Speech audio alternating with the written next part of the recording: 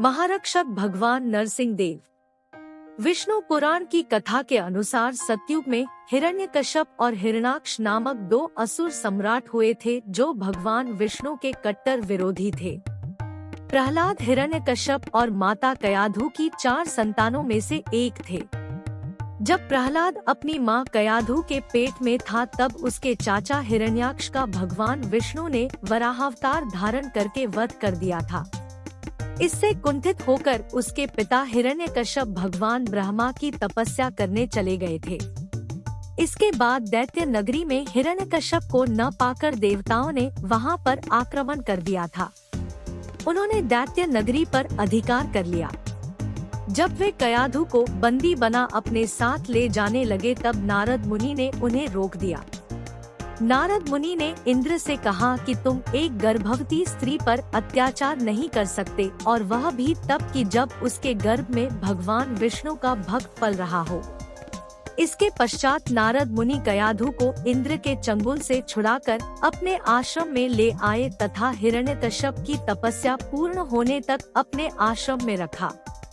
इस दौरान नारद मुनि कयाधु को हरि भजन व भगवान विष्णु की कथाओं का विस्तार पूर्वक वर्णन कर ज्ञान प्रदान करते रहे।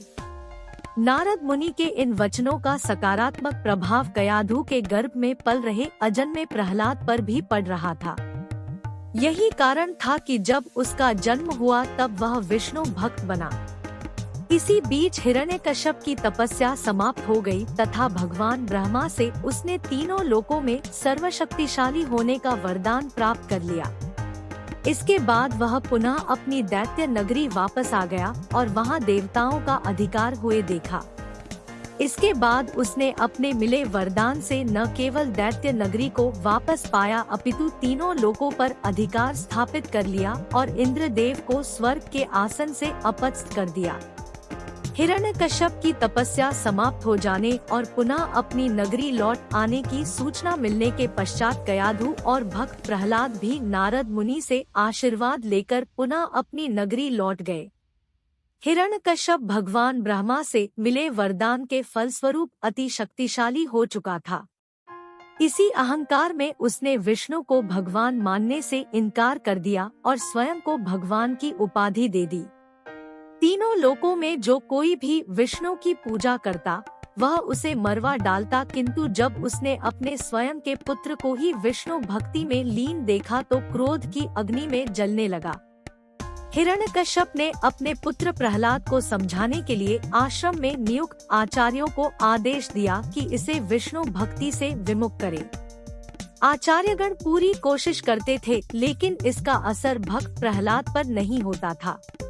वह खुद भी भगवान विष्णु की आराधना करता था और अपने सहपाठियों को भी इसके लिए प्रेरित करता था। कई तरह से उसे धमकाया और डराया गया, प्यार से भी समझाया गया, लेकिन बालक प्रहलाद पर कोई प्रभाव नहीं पड़ा। उसने अपने 5 वर्ष के छोटे से पुत्र प्रहलाद को मारने की कई बार चेष्टा की लेकिन हर प्रयास असफल सिद्ध हुआ। उसने प्रहलाद को पागल हाथियों के सामने फिंकवा दिया ताकि वह उनके पैरों के नीचे कुचल के मारा जाए। सांपों से भरे कुएं में फिंकवा दिया। पर्वत की चोटी से नीचे खाई में फेंक दिया। बेड़ियां बांधकर समुद्र में फिंकवाया। अस्त्र शस्त्र से मरवाने की कोशिश की लेकिन भगवान विष्णु की कृपा से उसका बाल भी बाका नहीं हुआ। हिरण्यकश्यप की बहन होलिका को वरदान था कि वह अग्नि में नहीं जल सकती। उसने अपनी बहन होलिका को बुलाकर आग्रह किया कि वह प्रहलाद को लेकर अग्नि में प्रवेश कर जाए, इससे वह जलकर भस्म हो जाएगा। योजना के अनुसार होलिका भक्त प्रहलाद को लेकर अग्नि में प्रवेश कर गई। भक्त प्रहलाद तनिक भी नहीं डरा और भगवान विष्णु के मंत्र का जाप करता रहा।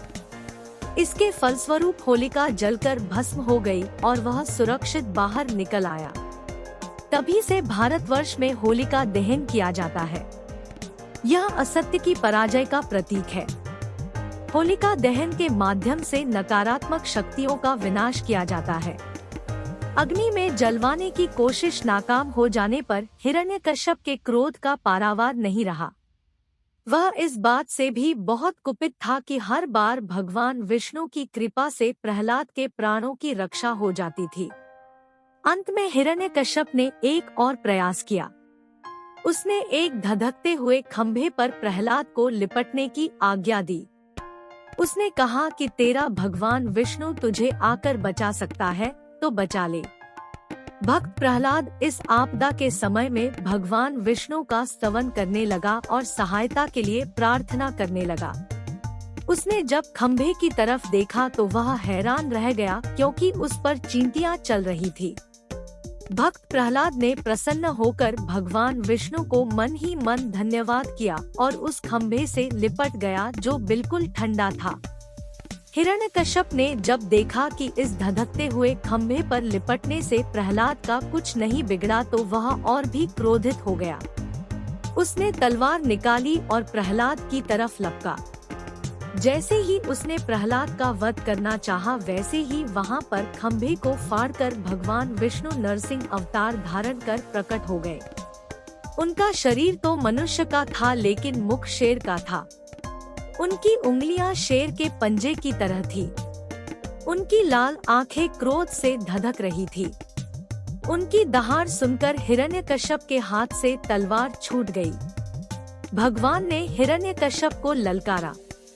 भक्त प्रहलाद ने भगवान विष्णु को पहचान लिया और वह उनका वंदन करने लगा। हिरण्यकश्यप ने कहा कि मुझे कोई नहीं मार सकता।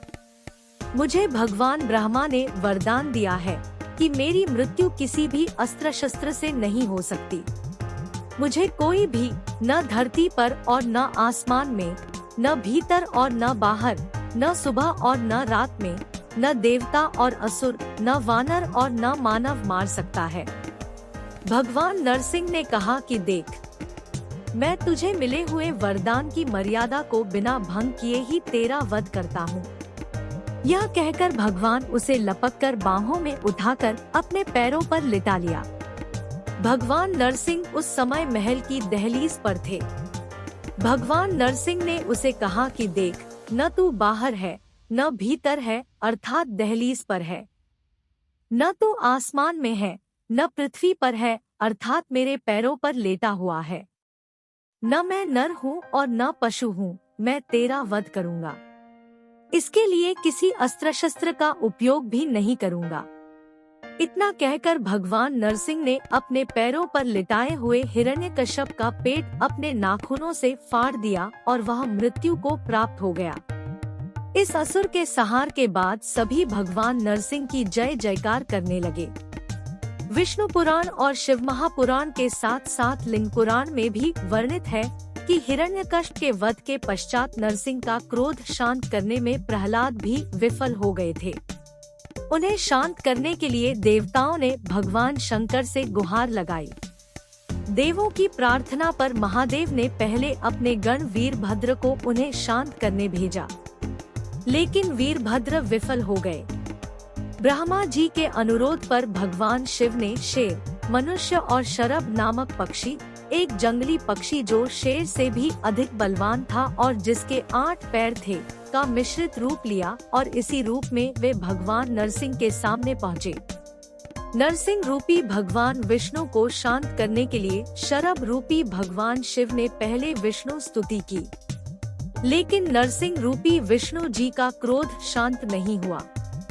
इसके बाद शरभ रूपी भगवान शिव ने नरसिंह रूपी भगवान विष्णु को अपनी पूंछ में बांधा और खींचकर पाताल लोक ले गए। उन्होंने शर्भेश्वर की पकड़ से छूटने का बड़ा प्रयास किया, लेकिन वे छूट ही नहीं पाए। इसके बाद नरसिंह रूपी भगवान विष्णु ने शिव स्तुति की और वापस अपने मूल विष्णु स्वरूप में आ गए। अपने अवतार को त्याग कर भगवान नरसिंह ने भगवान शिव से प्रार्थना की कि वे उनकी चरण को अपने आसन के रूप में स्वीकार करें। तब शर्भेश्वर भगवान ने कहा कि मेरा अवतरण नरसिंह देव का कोप शांत करने के लिए हुआ था। मूलतः नरसिंह और शर्भेश्वर एक ही है, इन दोनों को अलग नहीं किया जा सकता। भगवान नरसिंह रूपी भगवान विष्णु का तेज भगवान शिव में समाहित हो गया और भगवान नरसिंह की चरण को भगवान शिव ने अपने आसन के रूप में ग्रहण कर लिया। इस तरह भगवान नरसिंह की दिव्य लीला का समापन हुआ। स्तंभ जिसमें से प्रकट हुए थे भगवान नरसिंह। लोक मान्यता है कि जिस खंभे से भगवान विष्णु जी नरसिंह अवतार लेकर प्रकट हुए थे, वह टूटा हुआ खंभा अब भी मौजूद है। बिहार के पूर्णिया जिले के बनमनखी प्रखंड के सिकलीगढ़ में वह स्थान मौजूद है, जहां असुर हिरण्यकश्यप का वध हुआ था। इसे माणिक्य स्तंभ कहते हैं। कहा जाता है कि इस स्तंभ को कई बार तोड़ने का प्रयास किया गया, लेकिन वह टूटा नहीं। इस खंभे से कुछ दूर पर ही हिरण नामक नदी बहती है। कहते हैं कि नरसिंह स्थान के क्षेत्र में पत्थर डालने से वह पत्थर हिरण नदी में पहुंच जाता है। इस स्थान का जिक्र भागवत पुराण के सप्तम अष्टम अध्याय में मिलता है। इस स्थल की विशेषता है कि यहाँ राख और मिट्टी से होली खेली जाती है। कहते हैं कि जब होलिका जल गई और भक्त प्रहलाद चिता से सकुशल वापस निकल आए, तब लोगों ने राख और मिट्टी एक दूसरे पर लगा कर खुशियां मनाई थी। यहीं पर एक विशाल मंदिर है जिसे भीमेश्वर महादेव का मंदिर कहते हैं। यहाँ पर हिरण्यकश्यप ने घोर तप किया था। जनश्रुति के अनुसार हिरण्यकश्यप का भाई हिरण्याक्ष यहाँ का राजा था। यह क्षेत्र अब नेपाल में पड़ता है। भारत में भगवान नरसिंह देव के मंदिर। खरकड़ा, खेतरी, राजस्थान में भगवान नरसिंह का मंदिर है। सतयुग कालीन माना जाता है। कहते हैं कि यहाँ पर भृगु ऋषि ने तपस्या की थी।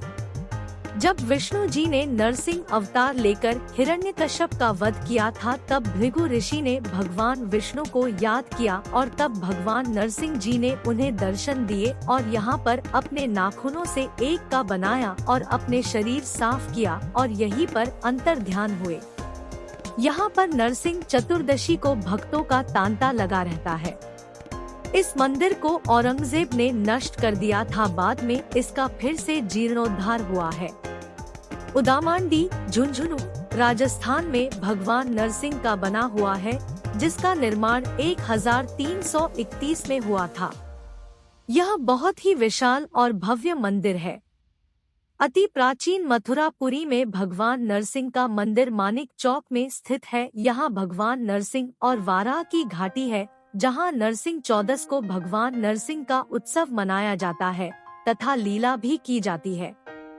नदिया जिला पश्चिम बंगाल के मायापुर इस्कॉन में भगवान नरसिंह देव का मंदिर है। बीकानेर में लखाटियों के चौक में वर्षों पुराना नरसिंह देव के समेत पूरे शहर में कुल 4 नरसिंह मंदिर हैं। उत्तराखंड राज्य के ग्राम असवाल कोटुली, जिला अल्मोड़ा, तहसील भिकियासैन में भी एक नृसिंह का प्राचीन मंदिर है। मध्य प्रदेश के हाटपिपलिया में भमोरी नदी है, जहां भगवान नरसिंह की 7.5 किलो वजन की पाषाण प्रतिमा है, जो नदी के बहाव के विपरीत तैरती है। इस प्रतिमा को वर्ष में 3 बार तैराया जाता है, जिसके पीछे यह मान्यता है कि इससे वर्ष भर खुशहाली रहती है।